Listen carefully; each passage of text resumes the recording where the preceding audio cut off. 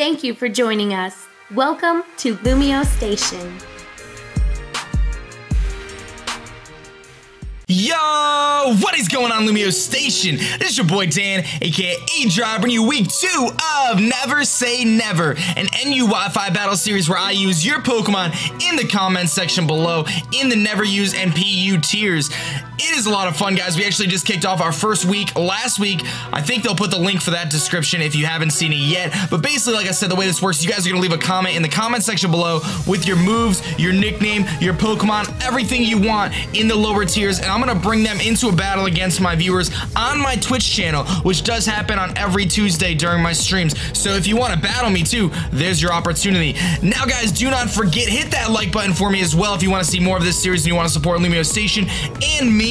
It really helps me out, and 500 likes would be absolutely phenomenal. You guys did it last time. Let's do it again. I do want to run through the team really quick and give people the spotlight as they deserve. So we have Kenpachi Ramasama, who gave us a shiny Sneasel named Majin Buu. Now, it's got max attack and max speed, Jolly Nature. We're just going to be rocking Knockoff, Fake Out, Ice Shard, and Low Kick. I decided not to use Poison Jab. I like the regular set, so that works out fine.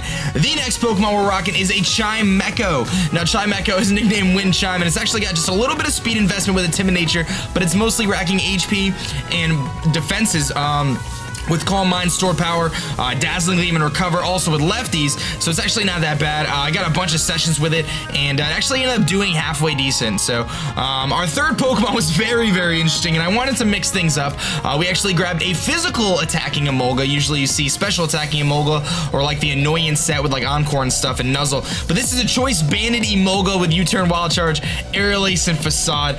But Motor Drive could come in handy, especially with my opponent having 2 electric types here. Our third Pokemon happens to be my favorite 6th gen Pokemon. It's actually Gourgeist XL Super.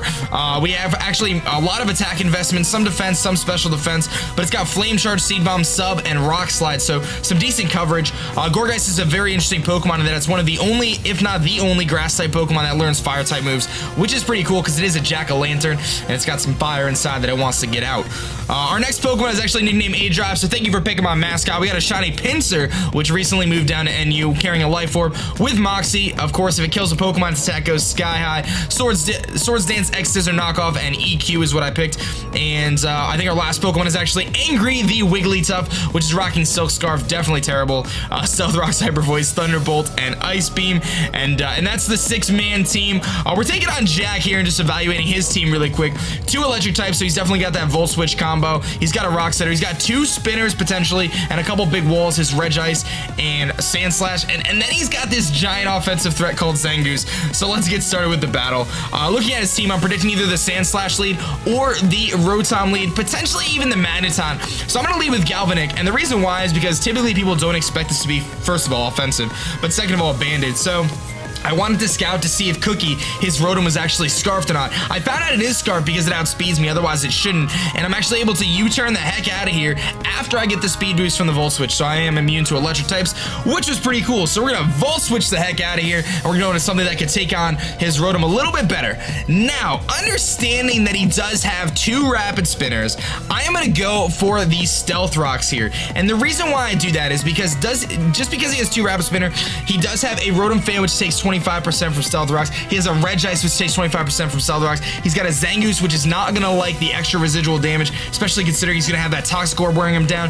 It just made sense to me. Plus, I have an anti-spinner in Gourgeist, so I can always switch that in, and it handles both Claydol and Sand Slash relatively well. So anyway, I'm gonna get the Rocks up. He's gonna go to Magneton, probably going for a Flash Cannon. I predict that he's actually gonna Volt Switch out, which is the safest play because it would have killed the Wigglytuff where I was at anyway. I go back out into Galvanic to get that Motor Drive boost, and again, he just is gonna go right into a Sand Slash, predicting the Volt Switch, but I'm gonna U-turn again because I don't have the Volt Switch. I'm a banded Emolga, and you can actually see that does a decent amount. I mean, it does like 20% to probably an impish max defense Sand Slash. So predicting him to either get up his Rocks of his own, try to Rapid Spin, or maybe even go for a knockoff, because that is the standard set with Earthquake on Sand Slash. I'm actually gonna go into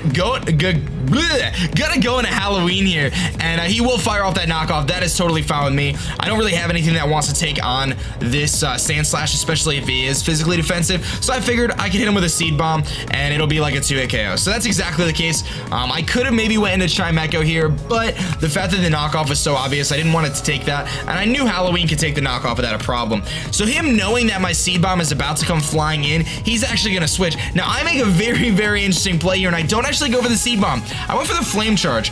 One, because I knew he couldn't knock me out with the knockoff. Two, I figured he was gonna outspeed anyway, and then it was kind of a moot point. He would outspeed or I would kill him. I wanted to get that speed boost just in case he did indeed switch and want to save his Sand Slash, and it turns out to be a great play because he does go into the Magneton, which would have resisted the seed bomb. Instead, I actually hit him with a super effective flame charge, and now I'm outspeeding the Magneton and pretty much everything on his team. He goes for a big signal beam, which is going to bring me all the way down to just 13 HP, but I can go for another flame charge, and he hangs on with just a sliver of health, so my +3 speed is not going to really make any difference. He's going to Volt Switch the heck out of here, and he's going to switch it to something that's more appropriate.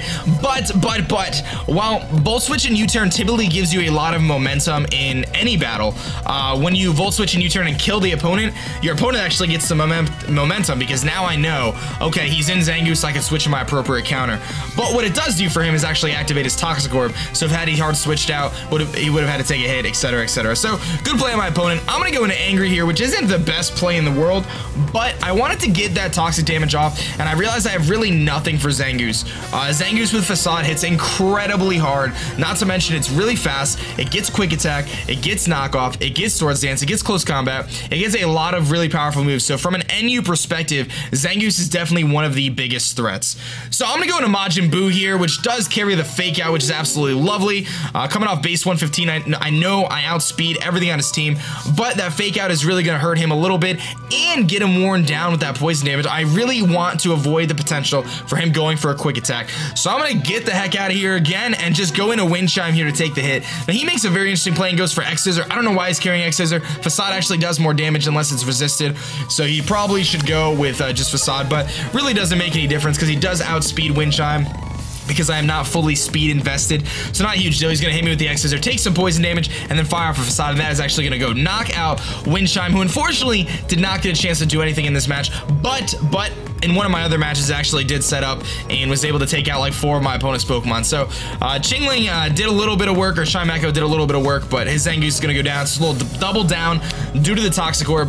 And I gotta say, through playing with this team, it really lacked the bulk that it needed. It really didn't have any bulk whatsoever. Unfortunately, Gourgeist being offensive doesn't allow it to take any hits. Wigglytuff being Silk Scarf doesn't allow it to take any hits either. And everything else on my team is relatively frail. The Chimecho can take a hit, but it can't really do much back, especially not having Psychic. Force you to kind of set up. So, I mean, kind of overall evaluation, I think you guys gave me some really cool sets, but I'm excited to see what you guys are going to give me in the comment section below. So, definitely leave your comments of what Pokemon you want me to run. Don't forget the nicknames, don't forget all the information, because that's what you should do. So anyway, he's going to go into his Magneton, which is going to take a Stealth Rock's damage, bring him down to pretty much nothing. A Fake Out will take him out, and that is going to be it for that Magneton, which was otherwise one of his biggest threats on his team. Luckily for me, I had a Molga or Galvanic that could actually take on pretty much anything that a Magneton wanted to do, but at the same time, it was still a problem. So in comes his Sand Slash. Now, Sand Slash normally would be an issue, but I trust the fact that my Ice Shard coming off a base 90 attack stat, I believe, with, you know, with stab and all that good stuff, priority, that should knock him out. And Sand Slash looks like he's got his broom, or I'm sorry, Sneasel looks like he's got his brooms here, and he's starting to sweep it up. In comes Gutman, which is, of course, his Claydol. Now, I could have went for an Ice Punch, but I don't have it. I have Ice Shard, and I don't think an Ice Shard is going to kill Claydol. A knockoff probably would have, but that was not worth the risk to me because I felt that Sneasel was my key to victory here, especially with, I believe, Regis still looming. So I'm going to switch into aDrive, which is, of course, my mascot, Shining Pinsir, and I'm going to fire off a big X Scissor, which will, in turn, knock out the Claydol and put me in a really, really good situation. Despite the fact that he's got all this bulk on his team, he's got these Volt Switchers, and he's got this really hard hitter named Zangoose. We've been able to kind of manage here and hang in there. In comes Cookie, which is the Rotom, and you see that Stealth Rock's damage really playing into effect. I kept the momentum and offensive pressure up in this match, so my opponent was not able to ever get a rapid spin off, and if he did get a rapid spin off, it would have been at the cost of one of his Pokemon and losing momentum. So he's gonna obviously kill my Pinsir with the Air Slash. Rest in peace, aDrive. Majin Buu comes in, goes for a big Fake Out, which will obviously knock out the Rotom. I didn't go for an Ice Shard there because I felt the Fake Out would maybe do more to the Regis. I don't know, in case he switched, but he would have died on entry anyway, so I just went for the safe Fake Out. No big deal. In comes Ice, Ice, baby. I'm gonna hit him with a big locate that's gonna drop him down to just a sliver of health. He's getting over the Toxic. I was like, what? He doesn't have like Focus Blast or anything. I don't know. Regice is a weird Pokemon, typically defensive. We'll see here that he's actually running Toxic and Protect, which isn't too crazy. Toxic, Protect, Regice. Gonna throw up a Protect, try to stall me out a little bit longer here, but I'm not too concerned about it.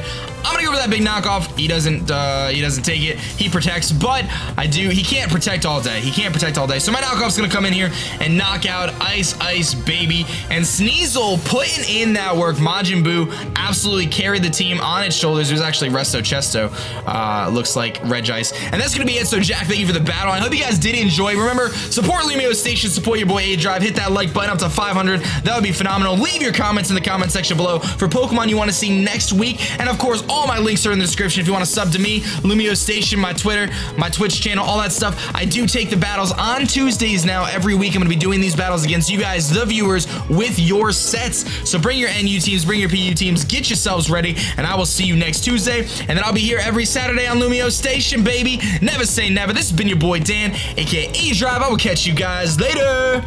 Peace.